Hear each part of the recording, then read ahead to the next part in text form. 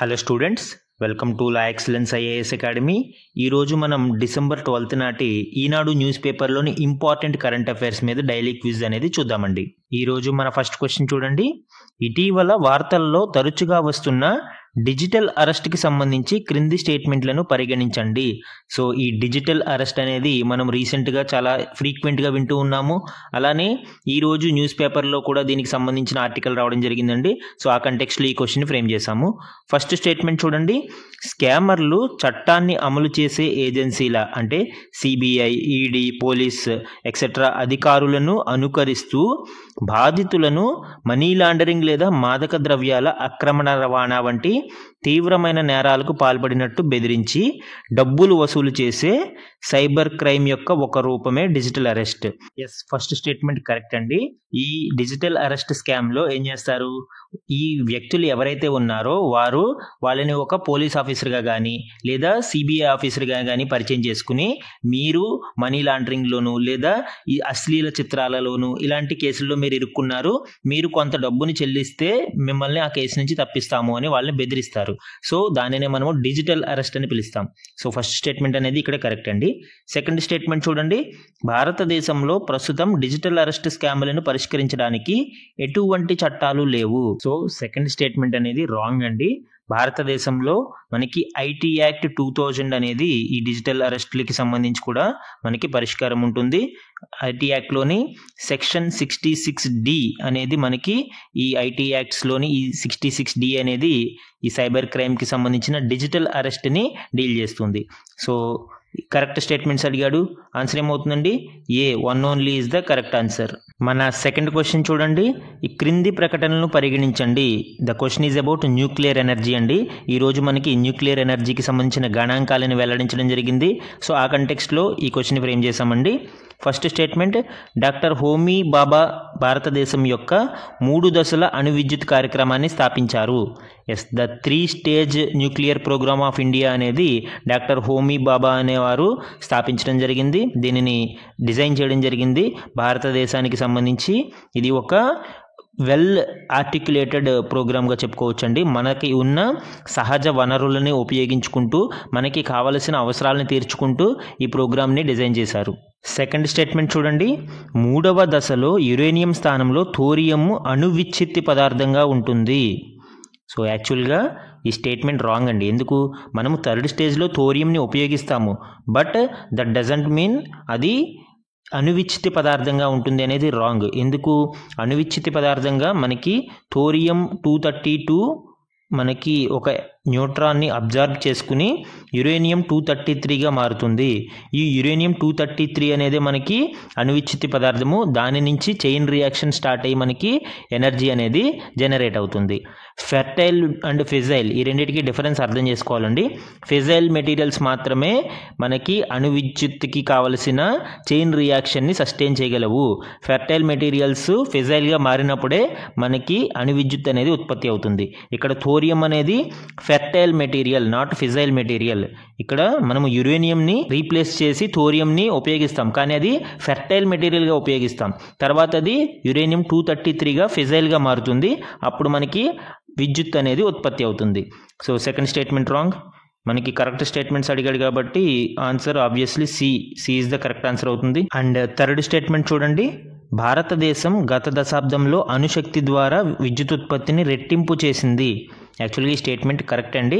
ఇది కేంద్ర సహాయ మంత్రి గారు డైరెక్ట్గా పార్లమెంట్లోనే మనకి చెప్పిన ఈ స్టేట్మెంట్. గత దశాబ్ద కాలంలో భారతదేశం అణు విద్యుత్తుని రెట్టింపుగా ఉత్పత్తి చేస్తుంది. So 1 and 3 are correct. ఇక్కడ answer is C. Next question చూడండి. మాన్యువల్ స్కావెంజర్స్గా ఉపాధిని నిషేధించడం మరియు వారి పునరావాసం చట్టం 2013కి సంబంధించి క్రింది స్టేట్మెంట్లలో ఏది సరైనది? సో ఈరోజు కేంద్రాన్ని సుప్రీంకోర్టు ఆదేశించడం జరిగింది. మాన్యువల్ స్కావెంజర్స్కి సంబంధించిన డీటెయిల్స్ అండ్ ఆ యాక్ట్ అమలుకి సంబంధించిన ఈ డీటెయిల్స్ గురించి సుప్రీంకోర్టు అడగడం జరిగిందండి. ఆ కంటెక్స్ట్లో ఈ క్వశ్చన్ ఫ్రేమ్ చేశాము. ఫస్ట్ స్టేట్మెంట్, ఇది మాన్యువల్ స్కావెంజర్స్గా వ్యక్తులకు ఉపాధి కల్పించడం నిషేధిస్తుంది. మాన్యువల్ స్కావెంజర్స్ అంటే ఏంటండి? బేర్ హ్యాండ్స్తో హ్యూమన్ ఎక్స్క్రీటా అంటే మానవ వ్యర్థాలను ఈ క్లీన్ చేసే వాళ్ళనే మాన్యువల్ స్కావెంజర్స్ అంటారు. మనకి 2013 చట్టం ప్రకారం ఇలాంటి పనులలో ఉపాధి కల్పించడం నేరము. ఎందుకు? వాళ్ళకి మిషనరీస్ ఇచ్చి బేర్ హ్యాండ్స్తో చేయించకూడదు. మిషనరీస్ ద్వారా వాళ్ళకి ఉపాధి కల్పిస్తే ఓకే, బట్ బేర్ హ్యాండ్స్తో వాళ్ళని ఉపాధిలో కల్పిస్తే దానిని నేరంగా పరిగణిస్తారు. సో ఫస్ట్ స్టేట్మెంట్ కరెక్ట్ అండి. సెకండ్ వన్, సఫాయి కార్మికులకు రక్షణ సాధనాలను అందించడం యాజమానులకు తప్పనిసరి చేస్తుంది. ఈ చట్టంలో ఖచ్చితంగా ఇది ఒక ఇంపార్టెంట్ గైడ్ లైన్స్ అండి. ఎవరైతే సఫాయి కార్మికులు ఉన్నారో వాళ్ళకి రక్షణ సాధనాలను అంటే ప్రొటెక్టివ్ గేర్ అనేది ఖచ్చితంగా ప్రొవైడ్ చేయాలి. సో ఇది సెకండ్ స్టేట్మెంట్ కూడా మనకి కరెక్ట్ ఇక్కడ. అండ్ థర్డ్ స్టేట్మెంట్ చూడండి, ఈ చట్టం కింద మాన్యువల్ స్కావెంజింగ్ గుర్తించదగిన అంటే కాగ్నిజబుల్ మరియు నాన్ బెయిలబుల్ నేరంగా పరిగణించబడుతుంది. ఎస్, ఈ స్టేట్మెంట్ కరెక్ట్ అండి. మనకి ఈ యాక్ట్ ప్రకారం ఎవరైనా ఈ యాక్ట్ని వైలేట్ చేస్తే దానిని నాన్ బెయిలబుల్ గాను మరియు కాగ్నిజబుల్ వైలెన్స్ గాను గుర్తిస్తారు. So all the given statements are correct మనకి ఇక్కడ. సో ఆన్సర్ ఏమవుతుందండి? D is the correct answer. మన నెక్స్ట్ క్వశ్చన్ చూడండి, విదేశీ సంస్థాగత పెట్టుబడులకి సంబంధించి ఈ క్రింది స్టేట్మెంట్లను పరిగణించండి. సో ఈరోజు ఈ ఎఫ్ఐఐకి సంబంధించి ఇంపార్టెంట్ గణాంకాలు ఇవ్వడం జరిగిందండి. వృద్ధి అనేది మనకి 25,000 కోట్ల వరకు ఈ ఎఫ్ఐఐ పెట్టుబడులు లభించాయని తెలియజేస్తుంది. సో ఆ కంటెక్స్ట్లో ఈ క్వశ్చన్ని ఫ్రేమ్ చేశాము. ఫస్ట్ స్టేట్మెంట్ చూడండి, ఒక కంపెనీ యొక్క 10% కంటే ఎక్కువ షేర్లలో విదేశీ పెట్టుబడిని విదేశీ సంస్థాగత పెట్టుబడిగా వర్గీకరిస్తారు. సో యాక్చువల్గా స్టేట్మెంట్ 1 అనేది రాంగ్ అండి. ఎందుకు? ఒక కంపెనీలో బిలో 10% ఉంటే దానిని మనము ఎఫ్ఐఐ అని పిలుస్తాము. అబౌవ్ 10% ఉంటే దానిని ఎఫ్డిఐ అని పిలుస్తాము, విదేశీ ప్రత్యక్ష పెట్టుబడి. రెండిటికి డిఫరెన్స్ ఉంటుంది. ఇక్కడ ఎఫ్ఐఐ కాబట్టి 10% కంటే తక్కువ షేర్లలో అయితే ఎఫ్ఐఐ ఉంటుంది, ఎక్కువ అయితే ఎఫ్డిఐ ఉంటుంది. సో స్టేట్మెంట్ 1 అనేది రాంగ్. సెకండ్ స్టేట్మెంట్ చూడండి, ఎఫ్ఐఐలు స్టాక్ ఎక్స్చేంజ్లో జాబితా చేయబడిన కంపెనీలలో మాత్రమే పెట్టుబడి పెట్టగలరు. సో సెకండ్ స్టేట్మెంట్ కూడా రాంగ్ అండి. ఓన్లీ లిస్టెడే కాదు, అన్లిస్టెడ్ కంపెనీలలో కూడా మనము ఈ ఎఫ్ఐఐల్ని పెట్టడానికి అవకాశం ఉంటుంది. ఈ ఎఫ్ఐఐని మనకి సెబీలో రిజిస్టర్ కాబడతారు. వీళ్ళు షార్ట్ టర్మ్కి మనకి అమౌంట్లని పెట్టుబడి పెడతా ఉంటారండి. షేర్లలోను, డిబెంచర్స్లోను వాటిలో వీళ్ళు పెట్టుబడి పెడతారు. ఇది చాలా అంటే క్విక్గా మనీ అనేది మనకి రీప్లేస్ అవుతూ ఉంటుంది కాబట్టి దీనిని హాట్ మనీ లేదా క్విక్ మనీ అని కూడా పిలుస్తారు. సో ఆన్సర్ ఏమవుతుందండి? Both, neither 1 nor 2. Answer D is the correct answer. ఇది యాక్చువల్గా ప్రీవియస్ యూపీఎస్సీ క్వశ్చన్ అండి. సో దీనిని పిక్ చేసుకోవడం జరిగింది. ఈరోజు మన లాస్ట్ క్వశ్చన్ చూడండి, ఇటీవల వార్తలలో ఉన్న ఛాంపియన్స్ ఆఫ్ ద ఎర్త్ అవార్డుకి సంబంధించి క్రింది స్టేట్మెంట్లో ఏది సరైనది కాదు. సో ఇన్కరెక్ట్ స్టేట్మెంట్ గురించి అడుగుతున్నాడండి. సో ఫస్ట్ స్టేట్మెంట్ చూడండి, ఇది యుఎన్ యొక్క అత్యున్నత పర్యావరణ గౌరవం. సో ఎస్, స్టేట్మెంట్ 1 అనేది కరెక్ట్. యునైటెడ్ నేషన్స్ యొక్క అత్యున్నత పర్యావరణ పురస్కారము, దీనిని ఛాంపియన్స్ ఆఫ్ ద ఎర్త్ అవార్డుగా పిలుస్తాం మనము. So first statement correct. Second one, ఇది యునైటెడ్ నేషన్స్ ఎన్విరాన్మెంట్ ప్రోగ్రామ్ చే ప్రదానం చేయబడుతుంది. UNEP, united nations environment programme, దీనిని 2005లో స్థాపించిందండి.